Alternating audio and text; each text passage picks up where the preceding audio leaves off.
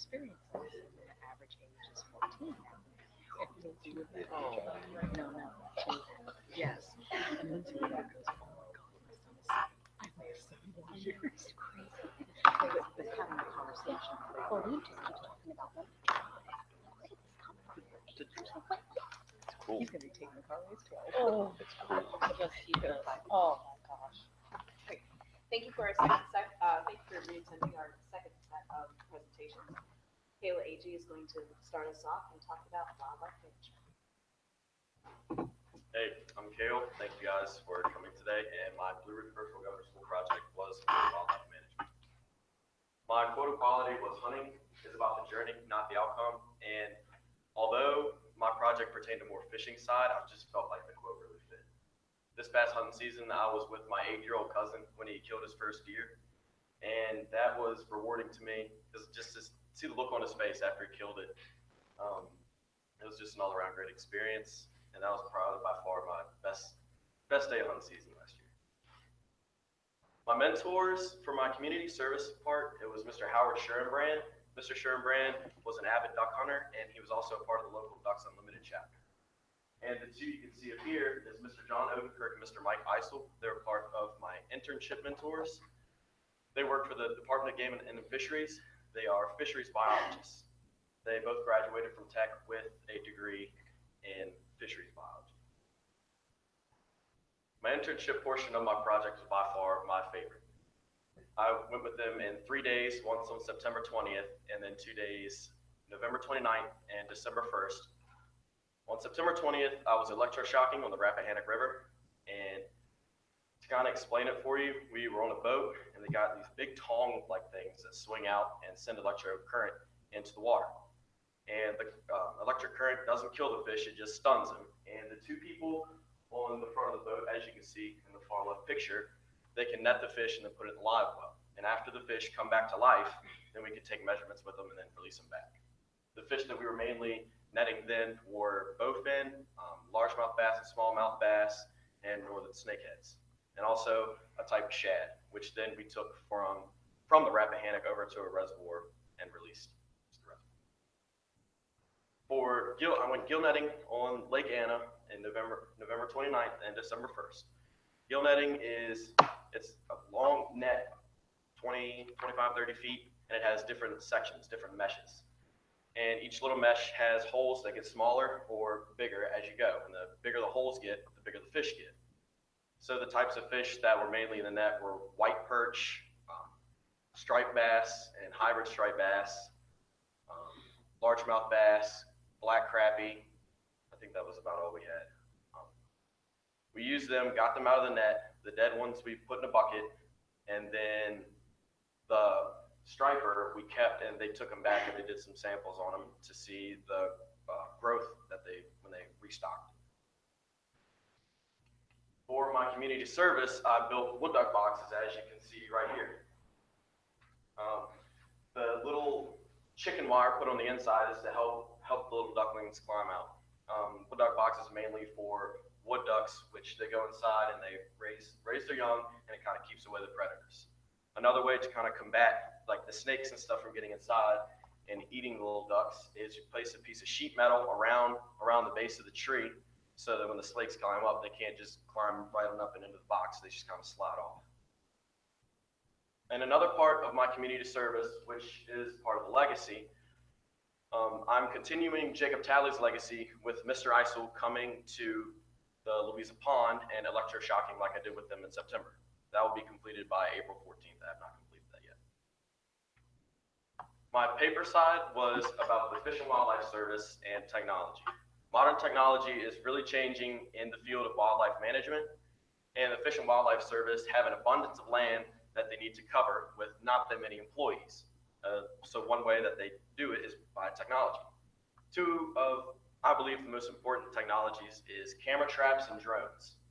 Camera traps are just simply tree-mounted cameras that when an animal walks in front, it just snaps a picture of them, and when the scientists can come back, they can download. And when they download, they can then look at the picture and determine what kind of animal it is, how they reproduce, what are their eating habits, and that sort of stuff. With drones, there's just remotely controlled aerial vehicles that they can fly around and determine different species by looking at a little video recorder. And there was a study done in 2015 in California on a river where scientists used the drones, and they went up and down the banks of the river, and they were looking for an invasive species plant. An invasive species is something that's unnatural to the ecosystem, and they reproduce very fast, and they take over the whole ecosystem. So what they found an invasive species plant, and with the drones, they were able to use the GPS coordinates, and by then the scientists could go in and they could then treat the plants and how they wanted to treat them. And that was part of my research, was the personal impact of this project. Governor School has really taught me to stay on top of things. My internship was definitely my favorite part, and I really enjoyed this entire project. My future plans. The next 4 years, I'll be attending Roanoke College to continue my baseball career and in hopes to study environmental sciences. After that, I would like to then go to Virginia Tech for another 2 years to get my master's in fisheries biologist, just like my internship mentors did. A huge thanks to both my internship mentors. They really helped me out a lot, and Ms. Jackowitz, thank you so much. Are there any questions? Yes. So you're doing you're shocking the pond like the gentleman did last year. Yes. What did he find last year, and what do you expect to maybe find different this go round? I'm not really sure what they found last year, but I'm hoping to find an increase in the fish size and the fish population in the pond.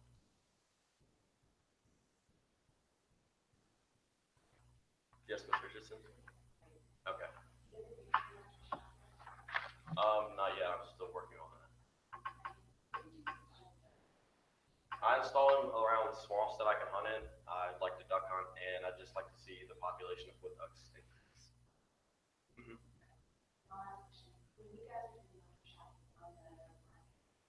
Right.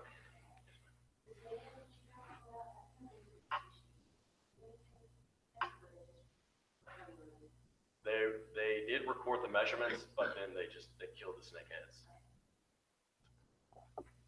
Yeah. Yes. Ms. Richards asked one of my questions, but how many duck boxes did you end up making?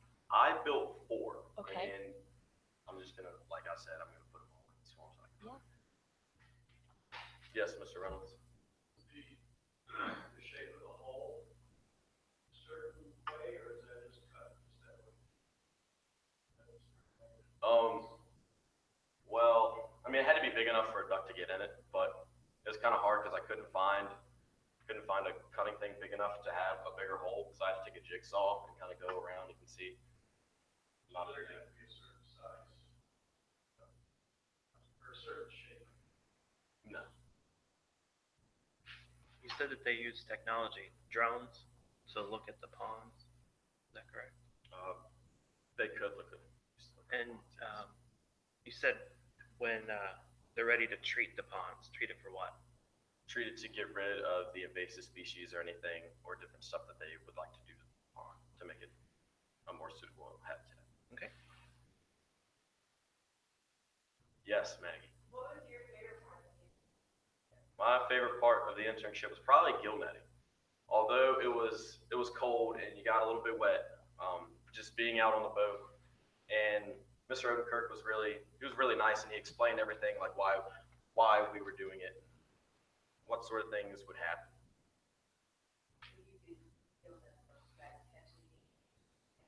No, we did not. He informed me that there are no snakeheads in Lake Anna. Yes, the Potomac and Rappahannock and such.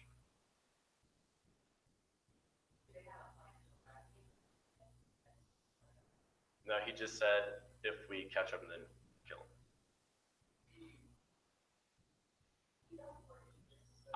They did give me the one snakehead that we caught, and I did eat it.